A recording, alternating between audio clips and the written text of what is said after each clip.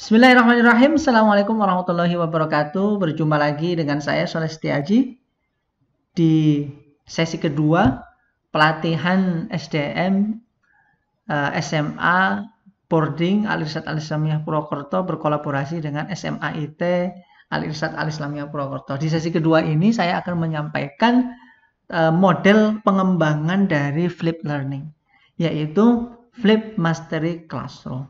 Apa itu Flip Mastery Classroom?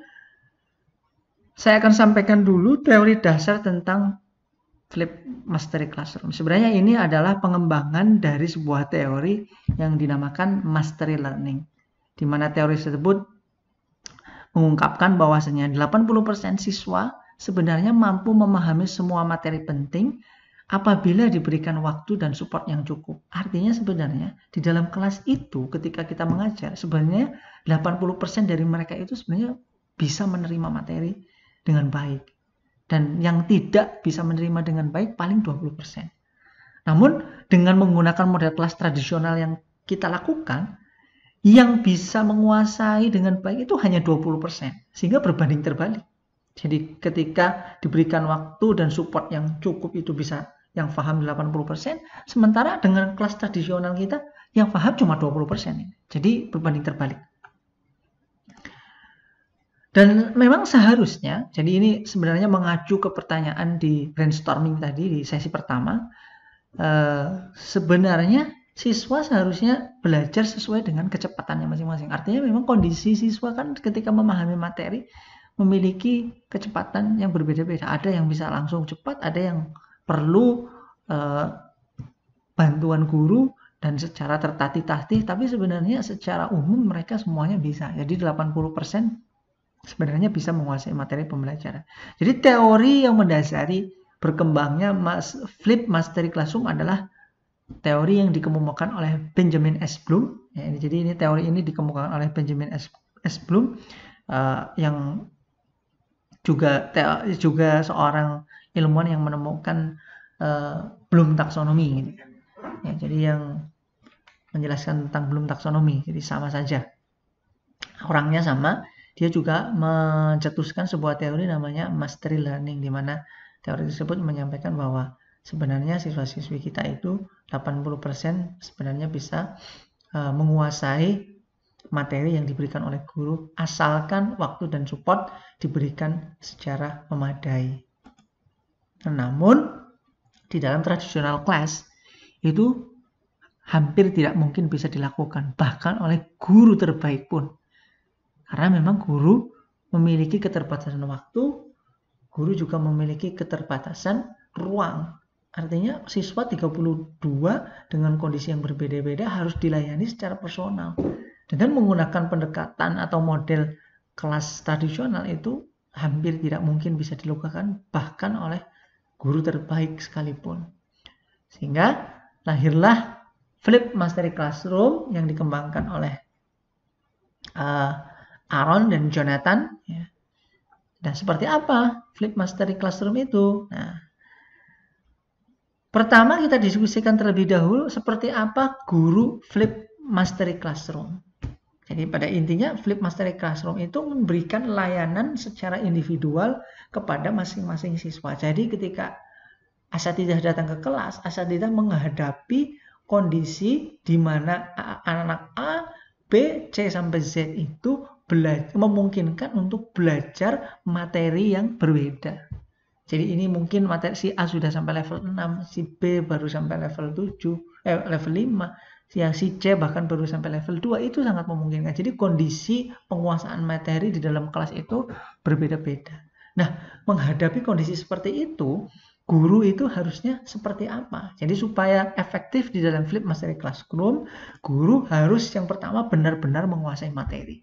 Kenapa harus benar-benar menguasai materi? Karena ketika guru di dalam kelas menghadapi kondisi siswa yang membutuhkan layanan berbeda-beda dengan pemahaman materi yang berbeda-beda, pertanyaan yang disampaikan antara A dan B pun akan berbeda-beda. Pertanyaan si A materi tentang A, pertanyaan si B bisa jadi materi tentang B. Artinya guru harus bisa loncat dari materi satu ke materi yang lain. Dan itu tidak biasa dilakukan di kelas tradisional, di mana satu pertemuan itu membahas materi yang sama.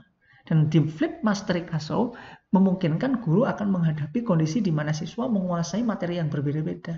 Jadi mungkin ini sudah sampai aljabar, yang ini masih tentang program linear misalnya. Nah, itu kondisi yang berbeda, sehingga guru yang benar-benar menguasai materi itu sangat mutlak dibutuhkan di dalam Flipped Mastery Classroom, karena kondisi penguasaan materi siswa yang berbeda-beda. Kemudian guru tidak ngeles ya kalau misalkan tidak bisa menjawab pertanyaan, karena ini bisa dan sangat mungkin terjadi. Maka ketika ada pertanyaan yang tidak bisa dijawab karena memang guru dalam kondisi tidak siap untuk loncat dari materi yang satu dan mungkin loncat ke materi B yang belum dia dalami atau mungkin bahkan lupa, silakan nanti ketika itu terjadi silakan bersama-sama dengan siswa guru mencoba untuk membuka sumber, membuka internet untuk mencari jawaban bersama-sama siswa. Dan ini harus dipahamkan ke siswa bahwasanya guru is not the best knowledge. Ya, no. Guru is not the best knower.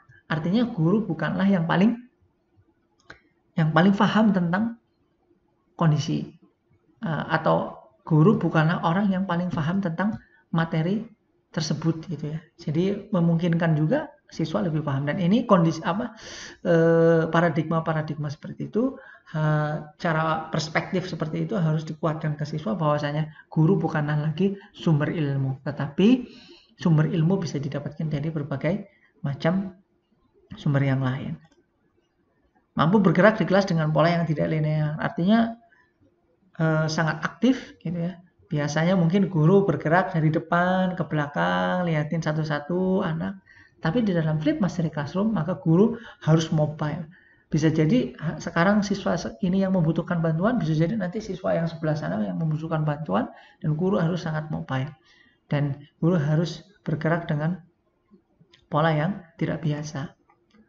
Kemudian ini menjadi tantangan juga bahwasanya ketika Flipped Mastery Classroom dilakukan, maka kelas sudah bukan lagi milik guru sepenuhnya. Karena ketika traditional classroom, guru berdiri di depan, guru mengontrol proses pembelajaran, guru menjadi pusat perhatian, dan di dalam Flipped Mastery Classroom hal tersebut tidak akan bisa dijumpai lagi, sehingga proses pembelajaran terjadi di spot masing-masing, sehingga kelas pun terpecah-pecah konsentrasinya. Jadi konsentrasinya masing-masing terpecah, sehingga kelas sudah bukan lagi milik atau di bawah kendali seorang guru.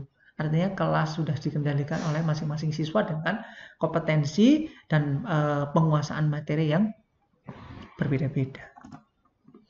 Nah, gambarannya adalah mungkin saya perlu kuatkan lagi bahwa di dalam Flipped Mastery Classroom itu siswa mungkin di awal siswa belajar materi yang sama, tetapi dengan kondisi di mana si A dan si B itu bergerak dengan kecepatan yang berbeda-beda dalam memahami materi, maka si B bisa cepat menuju level-level selanjutnya. Sedangkan si A mungkin akan bertahan di level-level bawah dengan pergerakan yang relatif lambat. Sehingga akan ada gap. Dan gap itu difasilitasi oleh Flipped Mastery Classroom. Sehingga kemudian ketika guru datang ke kelas, maka dia akan menghadapi kondisi di mana si A dan si B level mastery-nya sudah berbeda-beda. Jadi gambaran umum tentang Flipped Mastery Classroom itu seperti itu. Kemudian yang selanjutnya, komponen Flipped Mastery Classroom apa saja yang harus dilakukan? Yang pertama, ketika akan menyelenggarakan Flipped Mastery Classroom, maka yang harus dilakukan adalah buat tujuan pembelajaran yang jelas. Artinya tujuan pembelajaran yang disiapkan harus jelas, dan kemudian kira-kira ini akan disampaikan dengan menggunakan media apa, apakah video dan sebagainya. Jadi ketika video pun skenario videonya harus seperti apa, harus disesuaikan dengan pembelajaran dan sesuai dengan tujuan pembelajaran. Kemudian selanjutnya buat video yang relevan dengan tujuan pembelajaran. Jadi saya sudah sampaikan, pastikan video bisa diakses oleh semua siswa. Artinya jangan sampai video yang di-share karena gangguan teknis dan sebagainya, maka akhirnya siswa tidak bisa mengakses video. Maka dari itu perlu sekali guru memastikan bagaimana caranya video bisa terakses. Yang pertama ketika membagikan mungkin perlu pendataan dulu di awal. Kira-kira akses internet untuk setiap siswa seperti apa. Bagi siswa yang memiliki keterbatasan internet mungkin bisa dengan cara di copy menggunakan flash disk. Atau mungkin beberapa aplikasi yang terpusat, nah ini mungkin Google Classroom for Education, apakah ketika video di-upload di Google Classroom for Education bisa terpantau nih siswa sebenarnya sudah nonton atau belum. Nah ini juga mungkin seperti WhatsApp, kita kan bisa melihat bahwa teks-teksnya sudah dibaca atau belum, teks yang kita kirimkan. Nah ini akan menjadi sebuah fitur yang menarik di dalam Flip Mastery Classroom karena bisa memastikan apakah siswa sudah menonton video yang sudah kita share. Nah, setting pembelajaran di kelas akan menarik. Setting pembelajaran di kelas yang menarik untuk siswa. Nah, menariknya Flip Mastery Classroom ketika kondisi anak sudah berbeda-beda. Kira-kira apakah masih memungkinkan kita menggunakan laptop, kemudian materi kita sajikan menggunakan proyektor, menggunakan PowerPoint, kemudian ditampilkan di depan kelas? Dan itu kalau skenario-nya Flip Mastery itu sudah tidak mungkin dilakukan. Karena untuk apa kita menampilkan sebuah materi ketika kondisi penerima materinya aja sudah berbeda-beda. Nah, materi yang kita sampaikan sudah tidak relevan lagi untuk beberapa orang. Sehingga bisa jadi besok yang namanya LCD kita copot, screen LCD di kelas-kelas kita copot. Apa yang perlu kita kemudian perbanyak? Yang perlu kita adalah spot-spot. Kita buat kelas menjadi settingannya spot. Di sana ada spot A, spot B, spot C, berkelompok masing-masing. Atau mungkin bisa sendiri-sendiri spot-spotnya masing-masing. Yang penting kita sediakan spot-spot belajar. Dan yang selanjutnya adalah sediakan lebih banyak papan tulis. Karena bisa jadi siswa secara individu akan berusaha untuk membuat katakanlah oret-oretan, bisa jadi berdiskusi dengan kelompok-kelompok kecil, mengerjakan permasalahan atau tugas yang diberikan oleh guru atau proyek yang diberikan oleh guru. Jadi secara individu siswa di dalam kelas akan belajar materi yang sangat berbeda. Sehingga perlu banyak fasilitas-fasilitas diskusi seperti papan tulis. Jadi settingan kelas besok di tembok-tembok papan tulis keliling mutar gitu ya. Dan biasanya Flip Mastery Classroom ciri khasnya kelasnya itu seperti itu, banyak papan tulis. Nah, yang selanjutnya adalah untuk ujian. Nah, ini karena kondisi di mana siswa mungkin A sudah nyampe dulu atau sudah selesai dulu dan dia sudah bisa ikut ujian, maka si B belum. Nah, ketika soal ujiannya itu hanya satu paket, bisa jadi ketika si A sudah mengikuti proses ujian, maka soalnya kan bisa dibocorkan. Sehingga untuk mengatasi hasil tersebut, tantangan untuk guru di Flip Mastery Classroom adalah untuk ujian semester itu mungkin tidak dilakukan secara serentak.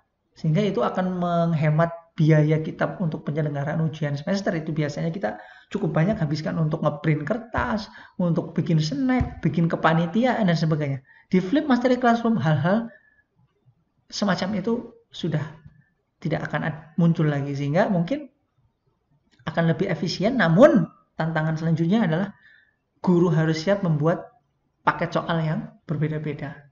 Dan kalau Jonathan dan Aaron ini, Jonathan sama Aaron ini untuk ujian sumatif mereka membuat 10-20 paket untuk satu ujian semester. Luar biasa. Nah, ini mungkin menjadi tantangan, tapi saya yakin karena asatidz semuanya sudah sangat berpengalaman sejak dahulu kala ya menjadi guru di Al-Irsyad, dan pekerjaannya adalah persiapan UN membuat banyak soal, maka untuk satu ujian semester membuat 10-20 soal itu bukan hal yang menyulitkan, saya yakin. Kemudian pantauan perkembangan belajar siswa. Karena kondisi siswa di dalam kelas yang katakanlah bervariasi gitu kan. Jadi kondisi A dan B yang berbeda-beda, sehingga guru perlu pantauan individual perkembangan belajar siswa. Nah, Google Classroom for Education ini harus bisa menjawab tantangan ini. Harapannya dengan fitur yang ada di Google Classroom for Education, guru bisa memantau, oh besok saya mengajar di kelas A. Di kelas A komposisi anaknya seperti ini. si Henry pembelajaran penguasaan materinya sudah sampai level ini, si ini sudah sampai level ini, sehingga harapannya dengan pantauan ini ketika guru akan datang ke kelas, maka si guru sudah mempersiapkan dulu, besok saya akan menghadapi anak-anak ini dengan level penguasaan materi seperti ini, dan saya harus menyiapkan, sehingga ini mengantisipasi guru mengalami kesulitan ketika memberikan layanan individu terhadap siswa di kelas tersebut. Nah, kenapa Flip Mastery Classroom? Flip Mastery Classroom bisa jadi jawaban ketika siswa yang cepat belajarnya ketika menggunakan Flip Classroom biasa, maka yang terjadi adalah karena materi yang dipelajari hari itu hanya satu materi, ketika dia sudah selesai, maka waktu luang dia akan semakin banyak. Namun, dengan Flip Mastery Classroom, ketika dia bisa cepat, maka waktu yang tersisa akan dia gunakan untuk belajar materi selanjutnya. Nah, ini luar biasanya Flip Mastery Classroom. Artinya, tidak akan ada waktu terbuang khususnya untuk anak-anak yang memiliki sisa waktu karena dia belajar satu materi dengan cepat. Ketika satu materi aja sehari di Flip Classroom biasa misalkan, maka ketika dia sudah selesai, maka hal yang lain dia bisa lakukan adalah menunggu atau mungkin bermain-main. Tetapi ketika menggunakan Flip Mastery Classroom, ketika ada sisa waktu, maka sisa waktu yang lebihnya itu bisa digunakan untuk mengejar materi selanjutnya, sehingga dia akan bergerak secara konstan tanpa adanya jeda, sehingga yang bisa dia bisa mencapai penguasaan materi yang lebih banyak. Ini artinya mengakomodir, melatih siswa untuk bertanggung jawab terhadap belajar mereka sendiri dengan kondisi Flip Classroom yang kecepatan siswa ditentukan oleh dengan kondisi di mana materi yang diberikan ke siswa sesuai dengan level penguasaannya dia, maka siswa bertanggung jawab terhadap belajarnya sendiri. Artinya dia yang merasa lambat, maka dia harus berjuang secara serius untuk bisa menguasai kompetensi-kompetensi dasar. Nah, untuk yang cepat belajarnya, akhirnya dia juga harus bertanggung jawab dengan cara menggunakan waktu-waktu luang mereka untuk menguasai materi-materi yang lain. Artinya benar-benar dibebaskan. Sehingga di sini memang memungkinkan sekali ketika anak yang katakanlah secara motivasi rendah, maka memang akan sangat memungkinkan dia akan capaiannya akan kurang maksimal karena benar-benar free ya. Sehingga memang pantauan, support dari guru, motivasi dari PK, dan komunikasi dengan orang tua akan sangat penting untuk melatih tanggung jawab terhadap pola belajar siswa di Flip Mastery Classroom model. Yang selanjutnya memungkinkan pemberian layanan pembelajaran yang personal sebagaimana saya sampaikan tadi ya, karena kebutuhan siswa belajar itu berbeda-beda, kecepatan siswa belajar itu berbeda-beda. Membuat pembelajaran menjadi pusat dari kelas itu sendiri. Sehingga ketika menggunakan traditional classroom, guru menjadi pusat pembelajaran, semua fokus terhadap guru. Di Flip Mastery Classroom, pusat pembelajaran sudah ada di siswa-siswi. Feedback diberikan secara langsung di kelas dan mengurangi tumpukan pekerjaan. Asatidzah biasanya menghabiskan banyak sekali waktu untuk mengoreksi. Kenapa itu terjadi? Karena ustadzah tidak mungkin langsung mengoreksi pekerjaan atau ulangan siswa langsung di kelas. Kenapa? Karena waktu yang dipunya oleh ustadzah tidak mungkin cukup untuk mengoreksi, bahkan untuk berdiskusi dengan siswa. Sehingga di Flip Mastery Classroom, karena sifatnya sangat personal, bahkan asatidzah itu bisa mengoreksi hasil jawaban siswa dan langsung didiskusikan dengan siswa serta langsung memberikan feedback kepada siswa. Jadi asatidzah datang, temui seorang siswa, apa kesulitan apa, coba dilihat hasil pekerjaannya dia, langsung dilihat oleh asatidzah, dikoreksi, diberikan masukan, ini kekuranganmu, berikan soal yang lain untuk remedi. Jadi dengan adanya Flip Classroom, koreksi bisa langsung dilakukan saat pembelajaran dan feedbacknya pun langsung. Jadi anak pun tidak harus menunggu kapan soalnya dikoreksi, bagaimana nilai saya. Nah, jadi Flip Mastery Classroom sangat fleksibel sekali dan bisa langsung memberikan feedback terhadap siswa. memberikan kesempatan untuk pembelajaran remedi. Jadi ketika langsung tadi ditemukan remedi, langsung dikasih remedinya. Nah, bagaimana dengan kelas tradisional? Ini yang menjadi sangat sulit dilakukan. Karena memang ketika guru akan melakukan remedi terhadap siswa yang kurang karena kondisi waktu pembelajarannya yang sama, guru bingung. Ketika saya ngasih remedi, nanti siswa yang lain bagaimana? Sehingga yang terjadi di kita kebanyakan remedial teaching itu tidak dilakukan. Yang dilakukan adalah remedial exam. Jadi siswa gagal di ujian, yang guru lakukan bukan melakukan remedial teaching, tapi karena dia tidak punya waktu, ya tidak punya pilihan. Yang dilakukan adalah remedial exam. Ya, ketika dikasih remedial exam, belum dikasih remedial teaching, hasilnya juga akan sama saja. Dan ketika mau melakukan remedial teaching pun waktunya sudah sangat sempit dan mengaturnya sudah semakin sulit ya. Karena melakukan remedial teaching berarti dia meninggalkan kelompok siswa yang lain. Ketika mau memberikan pengayaan pun tidak bisa. Ketika memberikan pengayaan, anak-anak yang ketinggalan bagaimana? Jadi ini sebuah dilema. Ya, dengan flip materi classroom hal tersebut tidak akan terjadi. Begitu guru menemui atau mendapati siswa penguasaannya kurang bagus, diberikan feedback langsung di situ, langsung dikasih soal untuk penguatan. Memungkinkan memberikan sarana belajar yang berbeda untuk setiap siswa, dan ini yang sangat menarik. Misalkan di dalam kelas itu bermacam-macam siswa, ada siswa yang suka belajar menggunakan video tutorial. Buatlah video tutorial. Nah, siswa yang ini suka belajarnya menggunakan textbook. Silakan belajar dengan textbook. Nah, ketika menggunakan traditional classroom, hal tersebut tidak bisa dilakukan. Karena satu-satunya cara, tidak mungkin guru di dalam kelas, hai kamu kan belajarnya sukanya menggunakan video, ini saya kasih video. Kamu sukanya pakai real thing, ini saya kasih real thing. Hal tersebut sangat sulit dilakukan. Karena pada saat yang sama, tidak mungkin guru mendemonstrasikan berbagai macam media.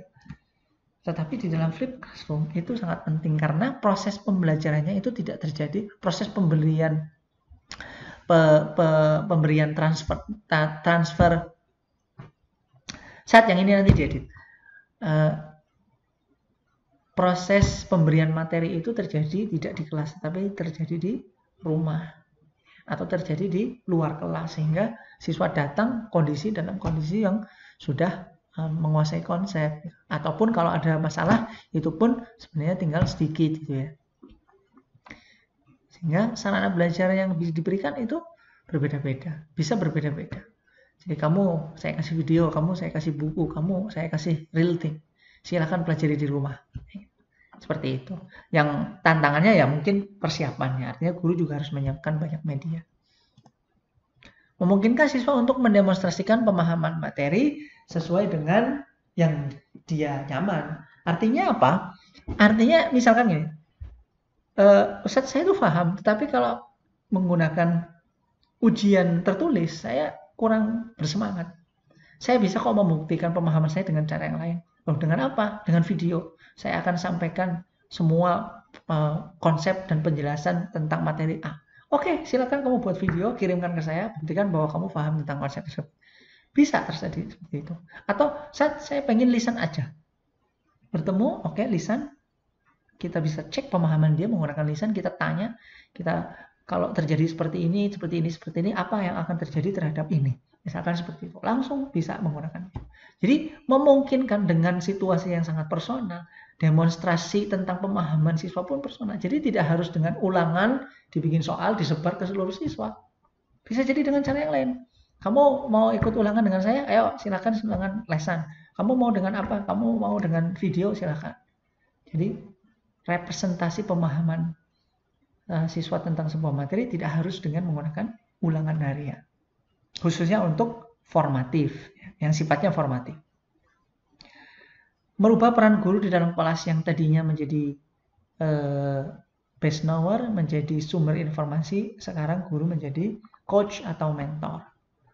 Mengajarkan siswa tentang nilai sebuah proses belajar. Jadi proses belajar ini sebenarnya bukan hanya masalah mencari nilai dan sebagainya, tapi lebih ke bagaimana setiap siswa menguasai kompetensi yang ada di kurikulum. Jadi ketika siswa-siswi yang punya kecenderungan sekolah hanya mencari nilai, di dalam Flip Mastery Classroom akan sangat kesulitan. Karena bisa jadi hasil dari ulangan itu bukan sebuah nilai, bisa jadi hanya sebuah feedback, bisa jadi hanya sebuah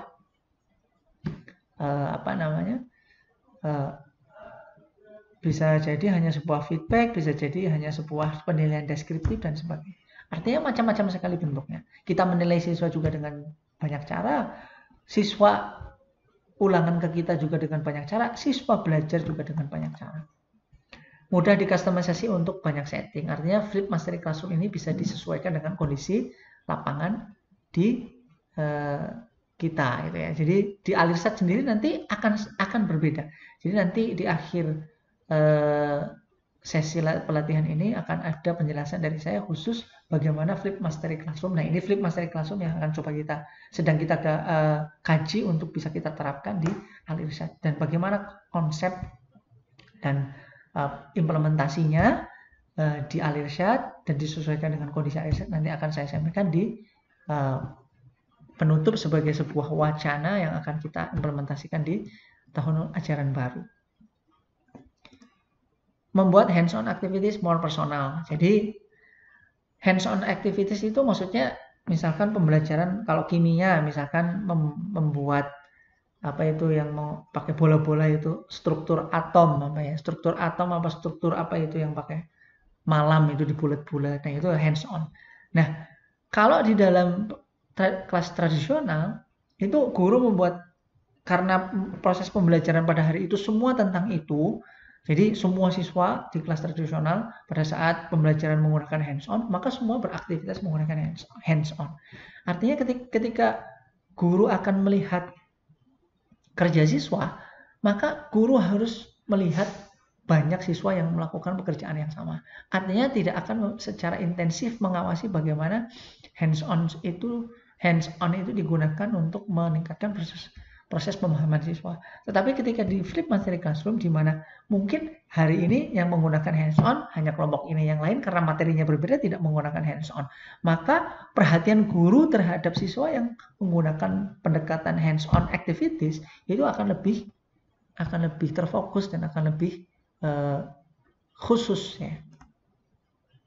Membuat demo yang dilakukan oleh guru menjadi lebih menarik. Ya, misalkan di kelas besar ketika guru akan melakukan demonstrasi, mungkin bagi anak yang duduk di bagian belakang atau karena itu disaksikan oleh banyak orang, maka menjadi tidak menarik atau kurang menarik.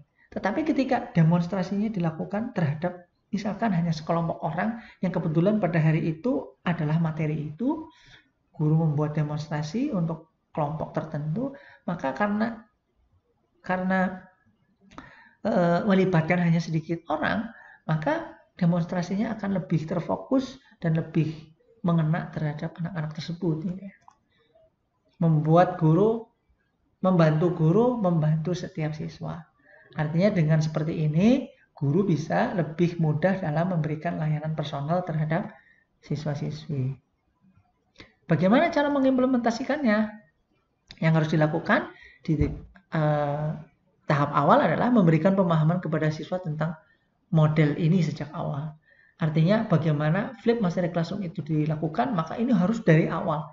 Dan paradigma ini juga harus dikuatkan kepada anak bahkan sebelum dia mengikuti kegiatan aktif pembelajaran. Dan ini biasanya menjadi target masa orientasi siswa, di mana di sana akan dijelaskan bagaimana budaya belajar dan model belajar yang akan digunakan di sekolah yang menggunakan Flip Mastery Model. Jadi kalau ini akan diterapkan di Alirsat, saya sarankan nanti pas MOS materi tentang Flip Mastery Model ini harus dimasukkan dan harus dipahamkan kepada siswa-siswi.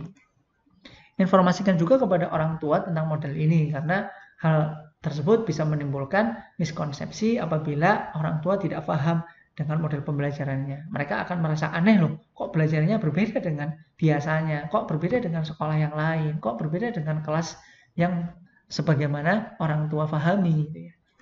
Kemudian ajari siswa bagaimana menonton dan berinteraksi dengan video. Jadi menonton dan berinteraksi dengan video tadi di sesi pertama juga saya sudah jelaskan menggunakan Cornell Note-Taking Strategies. Wajibkan siswa untuk memberikan pertanyaan. Jadi selain nonton, karena menggunakan Cornell Note-Taking Strategies, mereka kan juga sekaligus membuat pertanyaan-pertanyaan di dalam catatannya.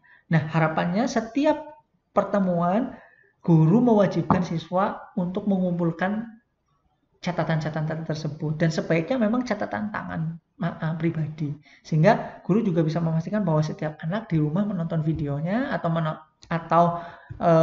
mengkaji sumber belajar yang diberikan sebagai PR, sehingga di kelas guru bisa memantau seperti apa kegiatan atau penguasaan atau aktivitas siswa selama di rumah. Dan di situ juga bisa dipastikan apakah semua siswa membuat pertanyaan. Dan ketika pertanyaan diwajibkan, hal tersebut akan melatih anak-anak untuk lebih responsif terhadap proses pembelajaran. Setting kelas untuk flip mastery. Nah, ini perlu setting kelas bagaimana saya tadi sampaikan. Izinkan siswa untuk mengatur waktu dan workload mereka. Jadi siswa itu kadang-kadang begini, oh akhir semester ini saya akan pentas. Maka supaya saat pentas saya tidak terlalu banyak beban ujian yang harus saya kerjakan, maka saya akan kebut belajar matematika secepatnya sehingga sebelum pentas saya sudah ujian. Atau bahasa Indonesia, atau mata pelajaran yang lain. Sehingga mengurangi beban ujian ketika nanti di akhir semester. Nah, ini harus diberikan, kebebasan ini harus diberikan kepada siswa-siswi kita. Jadi, proses pembelajaran sudah tidak dibatasi lagi oleh jam pelajaran. Jadi kapanpun dia akan mengejar ujian dan sebagainya, dia harus diberikan kebebasan. Begitu. Bahkan ekstrimnya nanti akan sangat memungkinkan asatidzah masuk di situ guru karena dia butuh belajar matematika lebih banyak dan mungkin statusnya Ustazah adalah guru kimia misalkan masuk, ada anak di pojokan sedang belajar matematika. Ada anak di pojokan sedang belajar agama karena dia akan mengejar ujian mata pelajaran yang lain dan itu harus dibebaskan. Yang menjadi patokan adalah yang penting standar kompetensi yang asatidzah targetkan harus tercapai. Nah, kalau tidak tercapai, malahan dia mengerjakan tugas yang lain, baru itu nanti bisa dinegosiasikan dengan anak-anak. Dan bagaimana pertanggungjawaban anak-anak terhadap hal tersebut. Jadi sifatnya silakan dibuat menjadi sebuah freedom of choice gitu ya. Freedom of choice, pilihan mereka sehingga proses belajar menjadi lebih bermakna dan menyenangkan. Akhirnya long life learning itu akan tertanam di jiwa anak-anak. Dorong siswa untuk saling membantu. Siswa-siswa yang merasa secara penguasaan materi bisa lebih cepat, silakan disarankan untuk bisa membantu teman-teman yang lain, berkolaborasi dengan teman-teman yang lain untuk membantu siswa-siswa yang secara pemahaman lebih tertinggal. Ya, bagaimana yang selanjutnya? Yang selanjutnya adalah jangan lupa buat sistem penilaian yang tepat. Nah, formative assessment ini sebaiknya digunakan sebagai GPS. Jadi ulangan harian itu sudah tidak akan bisa lagi diselenggarakan secara serentak. Jadi masing-masing. Nah, gunakan formative assessment ini sebagai pantauan seberapa jauh siswa sudah menguasai kompetensi dasar di mata pelajaran asatidzah. Sehingga kalau misalkan terjadi siswa misalkan kesulitan, maka arahkan kembali. Diarahkan kembali untuk kemudian bisa membantu dia memahami materi dengan cara yang lebih baik. Nah, ini menjadi sebuah ide dan gagasan dari saya sebenarnya bahwa formative assessment itu sebaiknya memang tidak dihitung sebagai nilai akhir. Kenapa? Karena sifatnya sendiri yang formatif. Jadi formatif tujuannya bukan untuk menghitung kemampuan akhir dari seseorang. Karena formatif itu sifatnya evaluatif.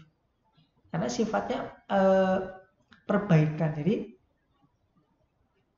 tidak bisa kita katakan orang yang gagal di formatif itu kemudian dia penguasaannya dia tidak bisa menguasai materi pembelajaran atau kurang menguasai materi pembelajaran.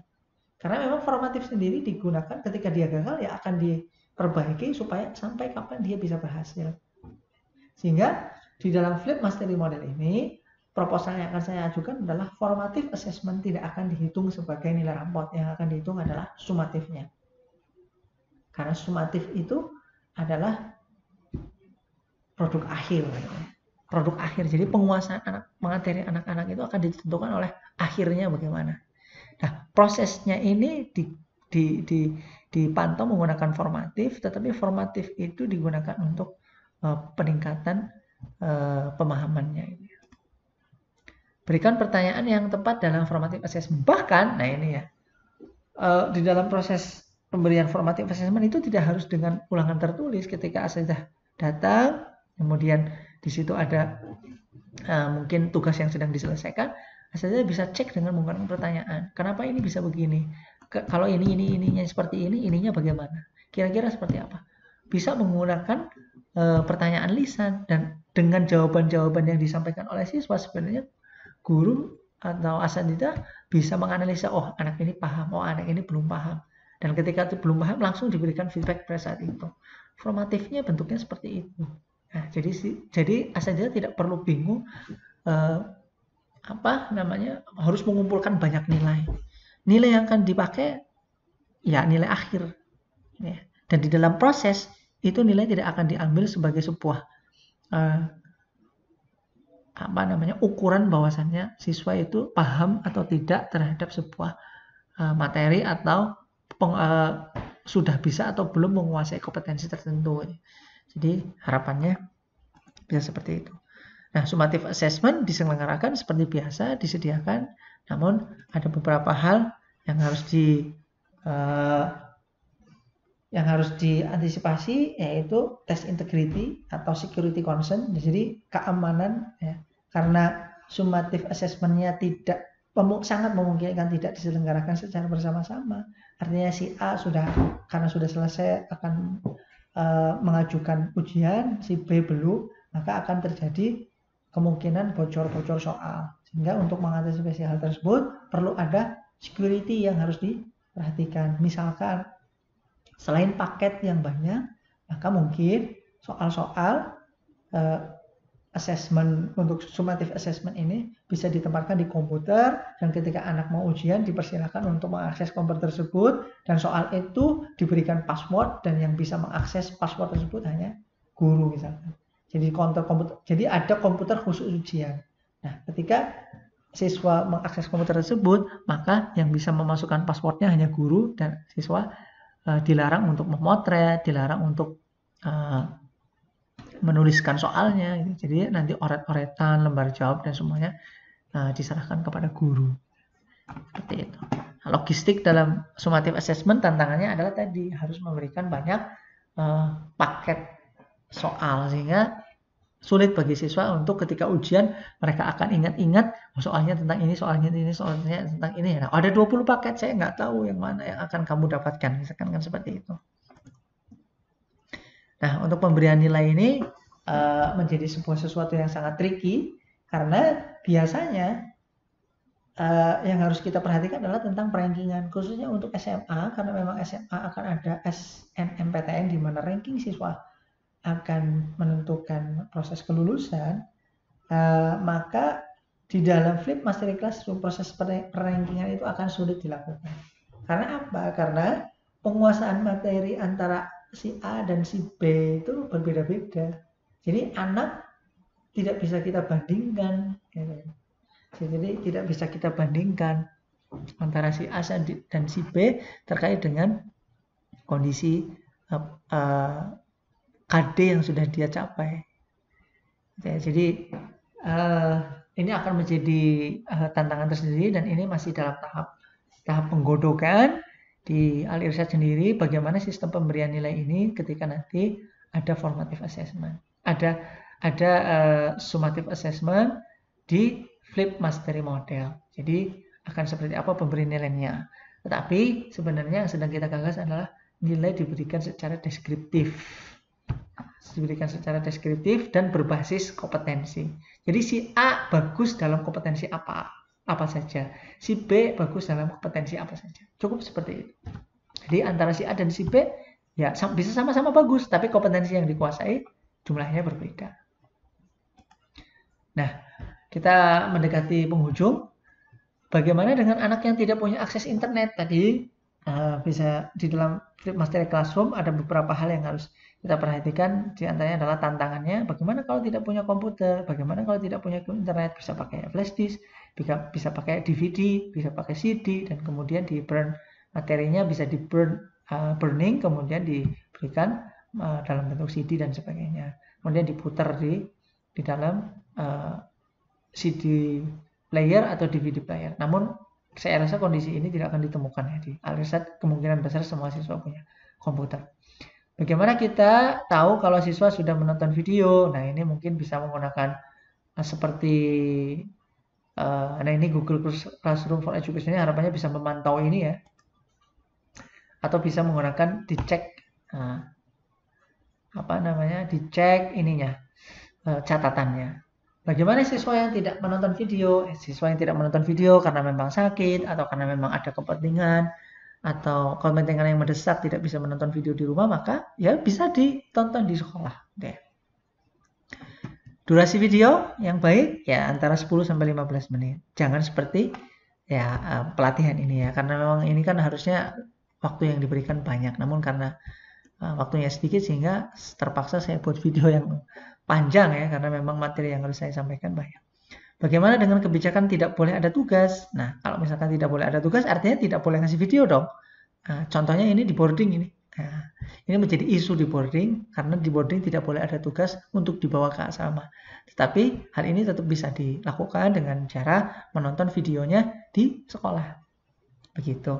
Dan apakah tetap worth it Flip Mastery Learning ketika diadakan di sekolah? Tetap bisa, karena aspek dari personalized learning itu yang akan sangat penting untuk kita bisa terapkan. Jadi tidak hanya sekedar efektivitas dari proses pembelajarannya, tetapi lebih ke personalized learning juga tetap akan sangat worth it untuk kita bisa terapkan. Apakah bisa diterapkan di kelas full online? Nah, bagaimana kalau kelasnya full online? Bagaimana? Jadi di dalam kelas online, asatidz perlu tahu ada dua istilah. Yang pertama adalah synchronous dan asynchronous.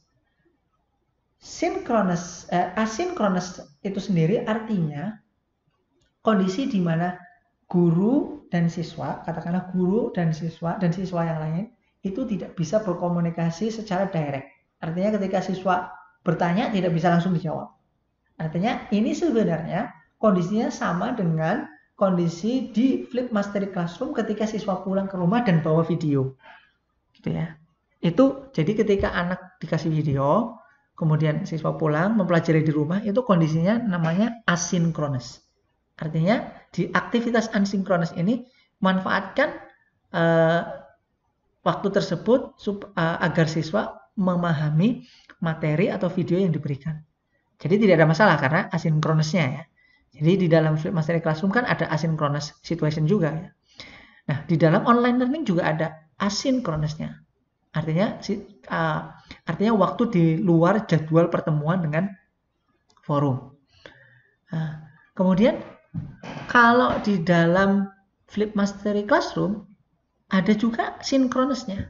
Sinkronosnya adalah ketika siswa datang ke kelas, bertemu dengan guru, menyelesaikan tugas pembelajaran, menyelesaikan project, menyelesaikan latihan-latihan.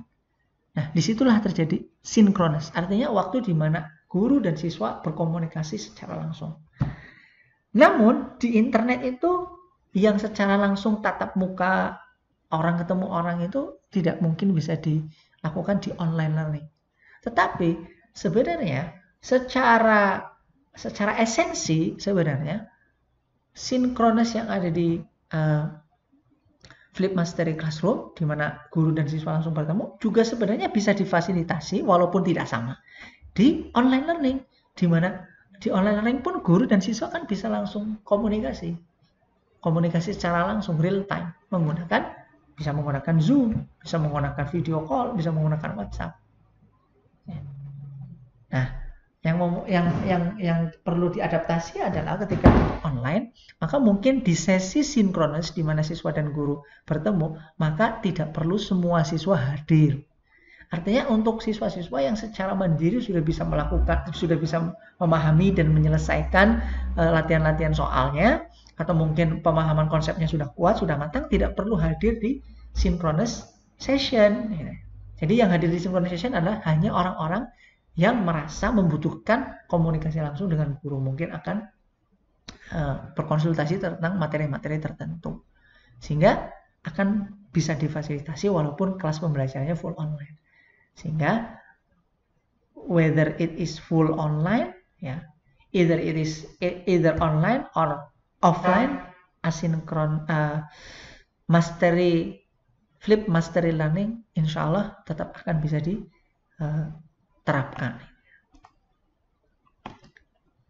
Ya, demikian Asatidzah tentang pembelajaran online. Saat ini nanti dipotong. Ya, ini penutupnya pakai yang ini. Ya, demikian Asatidzah materi saya di sesi kedua ini berkaitan dengan flip mastery learning, di mana ini adalah pengembangan dari flip classroom, dan flip mastery classroom ini sifatnya lebih personal bahkan daripada flip classroom biasa, sehingga ini harapannya bisa menjawab tantangan di mana anak-anak kita di sekolah rata-rata ingin kuliah di perguruan tinggi, di mana mata pelajaran yang mereka harusnya kuatkan sebenarnya masing-masing berbeda, karena memang jurusan yang akan mereka ambil di perguruan tinggi pun berbeda-beda. Dan harapannya ini bisa menjawab tantangan tersebut, dan mohon doanya semoga model ini bisa kita terapkan secepatnya. Terima kasih atas perhatiannya. Assalamualaikum warahmatullahi wabarakatuh.